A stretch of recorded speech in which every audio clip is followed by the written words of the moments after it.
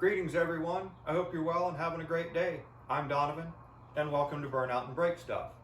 This week's BBS video, we're going to be tearing down our 340 for hot dog flavored water and performing an investigation on it to see whether or not it's a viable candidate to go back in the car on a relatively inexpensive budget. So we're going to use our engine blueprinting book, our service manual for the tolerances, casting numbers book to make sure that our parts are specific for the engine, and then we're going to document all that. So let's get this engine off this dolly and onto that stand. First up on our to-do-ski list is to get the old swapperooski done, and I wish it was just this easy. With the magic of video editing, 30 minutes worth of work was done like that. So let's get our 318 out of the way and start the inspection on our 340. Now with our 340 front and center, and before we start bagging and tagging parts at disassembly, let's take a walk around it, give it a visual inspection. The first thing the viewer may notice is the difference in colors. The valve covers and intake manifold are corporate blue. The cylinder heads and block are Hemi orange. The previous owner wanted an orange engine, so he painted it orange. I received this engine all in pieces, so it was a short block. The cylinder heads were off, no oil pan, no water pump, no timing cover. Thankfully, the 73 only cast damper was laying around somewhere in the shop, and I had the wherewithal to ask for it. Otherwise, I may not have received that with the purchase. Let's look at our intake manifold next.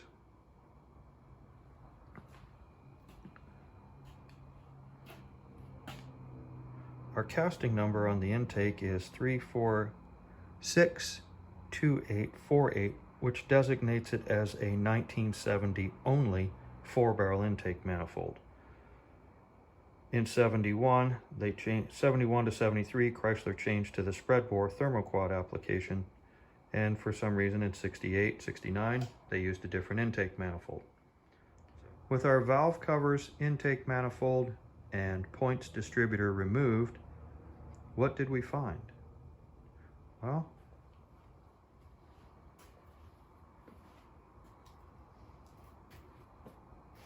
that says 360 on it. So strange. And there's our casting number, 3671587-12. So that casting number is for 1973 340 heads, 1974 360 heads. Were these heads original to this engine? I don't know. Another thing that we can see is there are dual valve springs, an outside valve spring with an inside.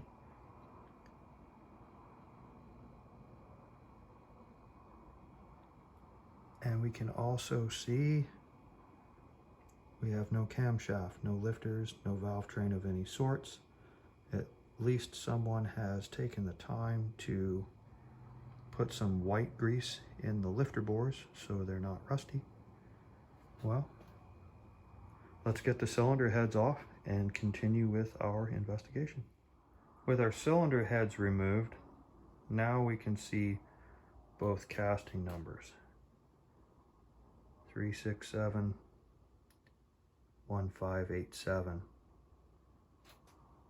And this one happens to be 3418915. Now the 915 was used on 340s and 360s from 70 to 72, and in 73 the 587 replaced that cylinder head. So these cylinder heads do not match by casting number, but by valve size they're both 188 intake, 160 exhaust. With our cylinder head set aside, let's inspect our cylinder block, our cylinder bores, our pistons. So we can see our 2.7 BBS2980930 casting number. All 344 barrels from 1968 to 73 used this casting number. Now, I've taken our dial caliper and measured the cylinder bores. The cylinder bores show up as 4040, which is standard bore 340, which makes sense because our pistons do not have any indication that they're 30 over, 40 over, 60 over. Another thing that I've done is placed a straight edge across the deck here and measured go, no go with the feeler gauge, and the pistons are 70 thousandths down from the deck.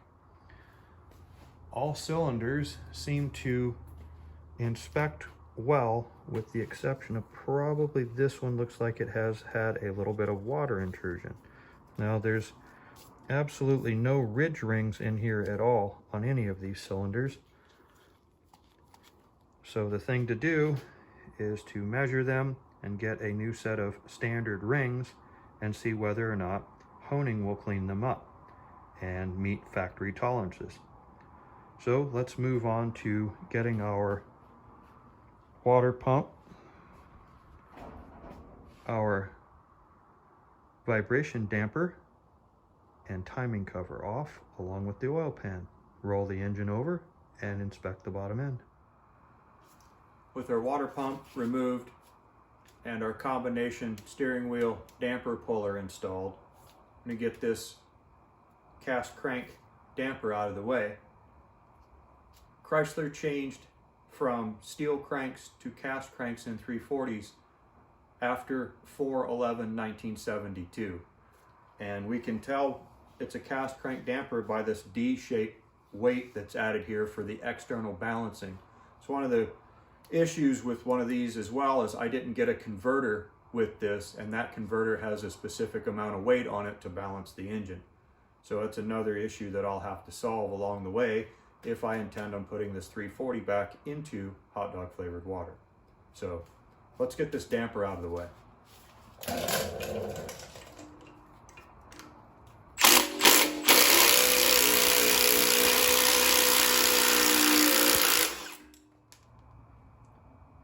With our damper and timing cover removed, oil pan removed, now we're down to the tedious, laborious process of visually inspecting everything and checking all of our tolerances. And anything that's reused needs to go back in the same place it originally came from. So first up here, I will be checking the rod side clearances. And the specification for that is between 6 and 14 thousandths. So I'm using a feeler gauge as a go, no-go gauge.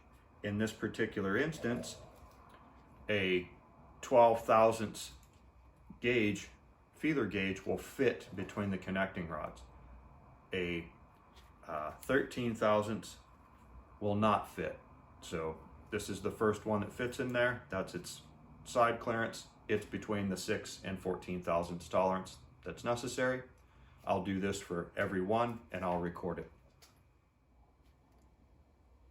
With completing all of the connecting rod side clearance measurements and recording those, next up we're going to number all of our connecting rods as we've done here. Chrysler used to stamp these during the 60s, and I noticed over the years as we got around 72, 73 and they started going with cast cranks in their high performance applications, they stopped stamping the connecting rods.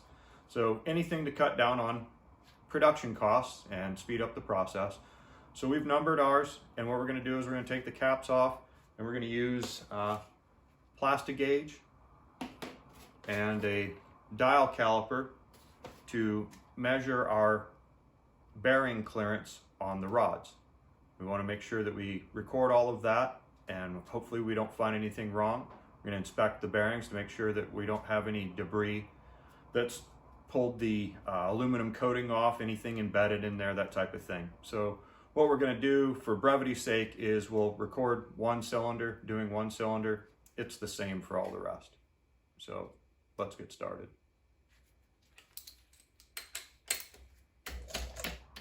Well, that didn't take long. With the removal of the bearing cap on the number 1 connecting rod, there's some anomalies on the crank where it looks like it may have sustained some damage at some point, and it looks like somebody may have tried to polish or repair it a little bit. The bearing shell is a little bit blackened, and I'll still check it for clearance. We're looking for 5/10,000ths to 2/1000ths rod clearance, bearing clearance, with a maximum of 3/1000ths according to our service manual. So we'll go ahead and use our plastic gauge and check that. Most likely this crank's going to need a polish and potentially some new bearings in here. So we'll see how the costs add up, and we'll see what direction we go. Here's a close-up of our number 1 rod journal. I'm going to go ahead and do a plastic gauge measurement on it, see what our bearing clearance is, and we'll go from there. Here's a piece of plastic gauge installed on our number 1 rod journal. We haven't crushed it yet, obviously. Just wanted to show the viewer what we have it installed in case they've never seen it used before. Now that we've reinstalled our cap, torqued it down to specification, 45 foot-pounds, and then reversed the process to where we are now, we can see our plastic gauge has been crushed, and we're going to use our measuring device here on our plastic gauge package, and we're going to hold it down, and we're going to look for a measurement across there, and in this particular instance it looks like 15/10,000ths. So that falls within specification. And now we need to do that on all 8 connecting rods. Next time around, I'll take both caps off at the same time, put the piece on there, torque them both down, speed up the process a bit. But I just wanted to show the viewer, like I said, we'll do 1 cylinder, and we'll video that and call it good for brevity's sake. Nobody's going to want to watch that. Another thing that I'm checking along with the clearances are removing the bearing shells and checking the part numbers on the shells themselves. I was hoping to see maybe a Chrysler part number and a date for when it was manufactured. Anyway, that helps determine whether or not the engine's been apart, bearings have been reinstalled, that type of thing. So I don't know if this engine's been apart before. As far as its crank and connecting rod area, it's obvious the heads and the like had been off of it. So that's what we'll do, is just keep investigating. With our number 1 piston and rod assembly removed from the cylinder block, the first thing that we can see is copper on our bearings. So it means our trying to reuse our rod bearings is out. So our costs will start adding up from here. Hopefully we found the worst of it from the beginning, and the rest of it will go smoothly and we won't have any more problems. But who knows until we complete our investigation. So let's continue on disassembling our engine and checking our tolerances. Checking our number 1 piston's rings, we can see that they move freely, and they are used, so the engine has been run with this piston assembly in it. So they've not been replaced, but what we're up to next is we're going to remove these rings, and we're going to make sure that we put them back in the same place. What we're going to do is remove these rings, and then we're going to use this piston as a stop. We're going to push the ring down inside the cylinder bore, and we're going to measure its ring end gap. So let's get to that. With our compression ring and our scraper ring removed from our piston, we're now going to slip our piston ring down inside the cylinder, and then we're going to use our piston as a squaring tool to push our ring down into the cylinder bore approximately 1 inch. Then we're going to use our feeler gauges and measure the ring end gap. This will need to be done for compression, scraper, and the oil rings. So lots of measuring to do, lots of time. So person would sit down and turn up the music in the back and have their favorite coffee or whatever, and enjoy inspecting their engine. It sounds like fun. After measuring our ringing gaps, our top ring has 43 thousandths clearance, and our second ring, our scraper ring, has 38 thousandths clearance. We're looking for 10 to 20 thousandths clearance, so we're well outside of that tolerance. However, we're not looking to reuse our piston rings.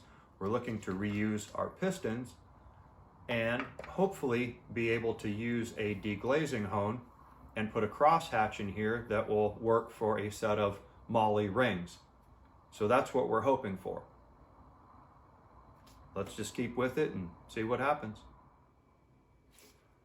With all of our piston and connecting rod assemblies removed from our 340 and set aside, we've plastic gauged all of our rod journals, and we fall between 15 10,000ths and 2,000ths of an inch for tolerances, which is good. Next up, what we're going to do is basically the same thing for the mains. We're going to remove the main caps. We're going to inspect the main journals on the crank. We're going to put plastic gauge on them and check the tolerances on them, the clearance, bearing clearances. But before we do that, we're going to check the crankshaft's end play, basically checking the thrust bearing and how the crank sits in here and how much movement it has fore and aft. We're looking for clearances between 2 and 7 thousandths with a maximum of 10 thousandths. We have our dial indicator set up, and what we'll do is we'll pull our crank ahead and we will push our crank back, and we should see our dial indicator moving, and it's moving at a clearance of 2 thousandths. So we're at the very minimum of that clearance. Next up, let's get our main caps off and start checking those clearances. With all of our main caps removed and inspecting the bearings, they're very clean. They're not discolored and the like.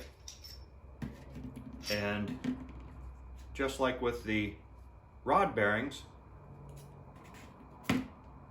they're manufactured by the same people, this FM. So all the rod bearings, the main bearings, everything were made by the same company. And the rear main seal down here has a factory Chrysler part number on it. Most likely this short block has never been a part. It is its original engine with however many miles, 94,000 I think the odometer shows on it. I'm not sure if that's even original to the car itself either. There were several clusters with the car. So anyway, this all checks out very well. So we'll go ahead and remove our crank and go ahead and remove our core plugs and all the plugs in the block and get it into soaking solution to get it cleaned up. With our rotating assembly completely removed from our block, we're down to the final bits and bobs. Need to get our oil filter adapter off here, need to knock out our core plugs, our cam bearings, and the other plugs inside the block. Then we can go ahead and put it in our parts washer and let it sit for about a week. So let's get to it. This particular adapter uses a 3/8 square drive, so we'll use a 3/8 ratchet to get that loose, out of the way.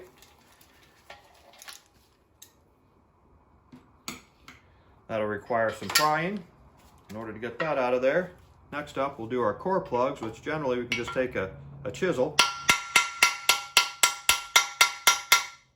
and get them to rotate. And then what we'll do is grab it with a pair of pliers and pull it out of there. So I'm pretty sure that people don't want to sit and watch me beat core plugs out. It's annoying. So I'll spare everyone that. All right, I'll keep going.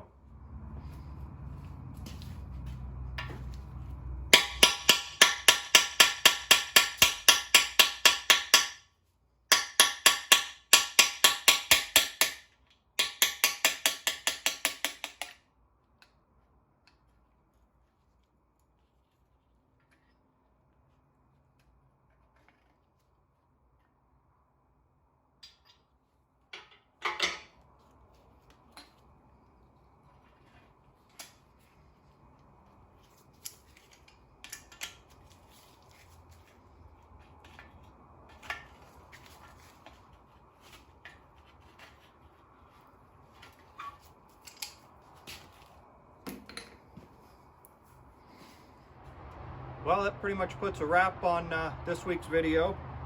And we'll see this guy in about a week. See you in a week there, little buddy.